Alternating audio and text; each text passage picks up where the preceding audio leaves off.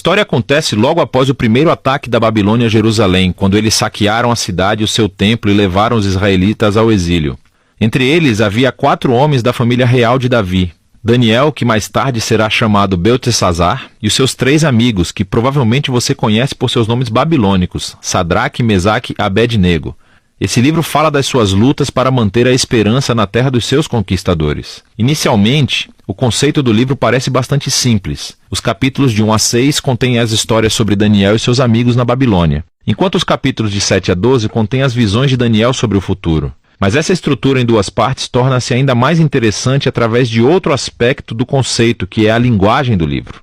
O livro começa em hebraico, a língua dos israelitas, mas os capítulos de 2 a 7 são escritos em aramaico, uma língua relacionada ao hebraico, falada amplamente entre os antigos impérios. Mas depois, nos capítulos de 8 a 12, ele volta ao hebraico. Esse desenho mostra como os capítulos 2 a 7 formam uma seção coerente, mas também destaca a importância dos capítulos 2 a 7 para entender os últimos capítulos do livro.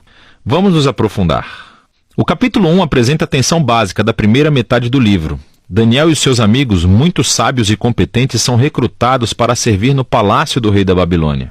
Mas eles são pressionados a abandonar a sua identidade judaica, vivendo e comendo como babilônios e violando as leis alimentares judaicas encontradas na Torá. Porém, eles recusam a pressão e escolhem a fidelidade à Torá, e isso os coloca em perigo. Mas Deus os liberta e eles acabam sendo exaltados pelo rei da Babilônia. Depois disso começa a seção aramaica, que você verá com um conceito simétrico muito legal. Então, o primeiro rei da Babilônia tem um sonho que só Daniel é capaz de interpretar. É sobre uma enorme estátua feita de 4 tipos de metal, e simboliza uma sequência de reinos, e a cabeça é a Babilônia. Mas uma pedra enorme vem voando e estilhaça a estátua, e ela se torna em uma enorme montanha.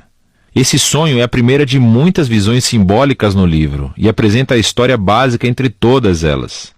Daniel diz que a estátua representa uma sucessão de reinos humanos vindos da Babilônia, e todos eles enchem o mundo de Deus com violência. Mas um dia, o reino de Deus virá, e confrontará, e tornará humildes os reinos arrogantes deste mundo, e encherá o mundo com a justiça sanadora do reino e governo de Deus. Depois disso, o capítulo 3 conta a famosa história dos 3 amigos de Daniel que se recusam a se curvar e adorar uma estátua enorme de ídolos, que, como a estátua no capítulo 2, representa o rei e o seu poder imperial. E assim os amigos são perseguidos e jogados em uma fornalha ardente. Mas Deus os livra da morte e eles são exaltados pelo rei, que agora reconhece seu Deus como o verdadeiro. Depois disso, há um par de histórias sobre 2 reis babilônicos, o pai, Nabucodonosor, e o seu filho Belsazar. Ambos estão cheios de orgulho por causa do seu poder imperial. E assim, tal como acontece no capítulo 2, Deus os adverte através de sonhos e visões que, assim como no capítulo 2, somente Daniel pode interpretar. Ele diz que ambos os reis devem ser humildes perante Deus e ambos os reis resistem arrogantemente. Então Nabucodonosor fica louco. Ele se torna como uma besta no campo, mas ele se humilha perante Deus e a sua humanidade retorna. Ele é restaurado como rei. Isso é em comparação com seu filho Belsazar, que não se humilha perante Deus e é assassinado naquela mesma noite.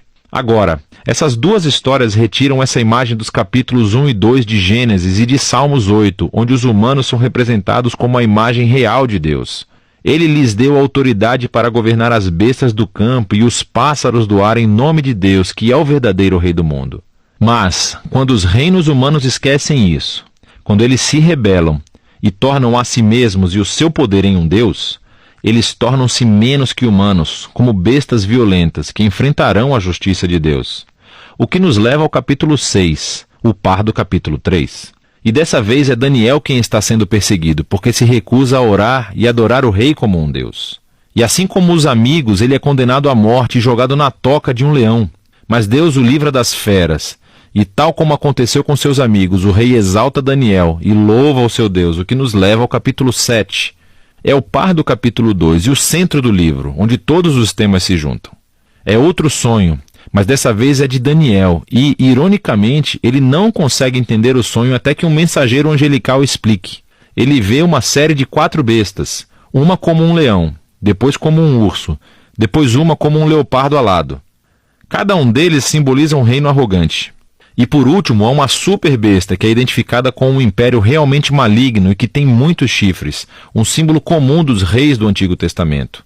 E há um chifre específico que é uma imagem de um rei arrogante que se exalta acima de Deus e persegue o povo de Deus. Elas são simbolizadas por uma figura chamada Filho do Homem, que é uma imagem tanto para o povo da aliança de Deus como também para seu rei da linhagem de Davi. Mas de repente Deus, que é chamado de Ancião dos Dias, vem e estabelece o seu trono. Ele destrói a superbesta e exalta o Filho do Homem nas nuvens, onde sobe para sentar-se à direita de Deus e compartilhar o governo de Deus sobre as nações. Podemos olhar para trás agora e ver como todas essas histórias da primeira metade se encaixam. As 3 histórias de fidelidade, apesar da perseguição, destinam-se a oferecer esperança ao povo sofredor de Deus entre as nações. Mas eles sofrem porque os reinos humanos se rebelaram contra Deus e se tornaram bestas. E assim, essas visões encorajam a paciência para que o povo de Deus espere que Ele traga o seu reino e domine o nosso mundo e vindique o seu povo sofredor. Mas isso levanta a questão sobre quando Deus fará isso. E é isso que essas 3 visões finais exploram. No capítulo 8, Daniel tem outra visão sobre as 2 últimas bestas do capítulo 7. Mas dessa vez, elas são simbolizadas por um bode, que, nos é dito, é a imagem do império dos medos e persas, e depois por uma cabra, que é uma imagem da Grécia Antiga. E de dentro da cabra sai um monte de chifres, um dos quais simboliza o rei maligno do capítulo 7.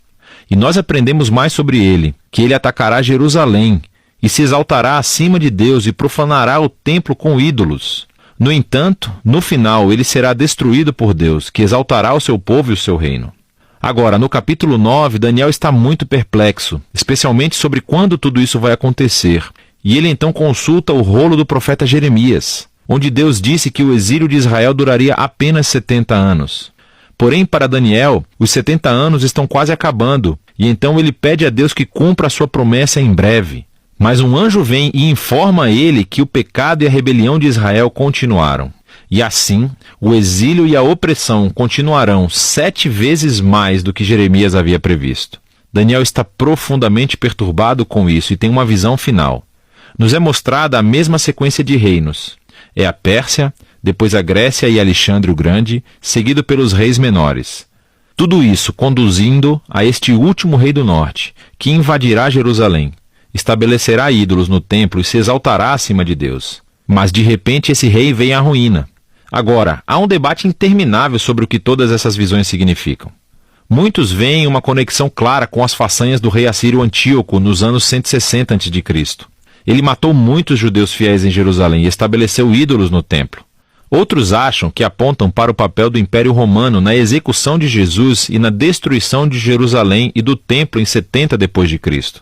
E outros ainda pensam que isso será realizado em eventos futuros que acontecerão quando Jesus retornar.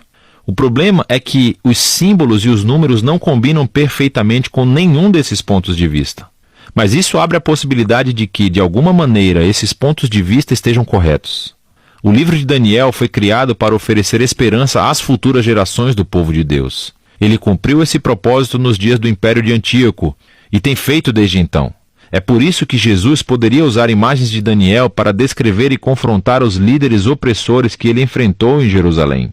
É por isso que João, o visionário que escreveu o Apocalipse, poderia adaptar as visões de Daniel e aplicá-las a Roma dos seus dias e também a todos os futuros impérios opressivos. E assim, o objetivo de Daniel é que todas as gerações de leitores possam encontrar aqui um padrão e uma promessa. É um padrão que os seres humanos e os seus reinos se tornam bestas violentas quando glorificam o seu próprio poder, quando redefinem o certo e o errado e não reconhecem a Deus como o verdadeiro rei. Mas Daniel também mantém uma promessa de que um dia Deus confrontará a besta. Ele salvará o seu mundo e o seu povo, trazendo o seu reino sobre todas as nações. E assim, para cada geração, esse livro traz uma mensagem de esperança que deve motivar a fidelidade. E é disso que trata o livro de Daniel.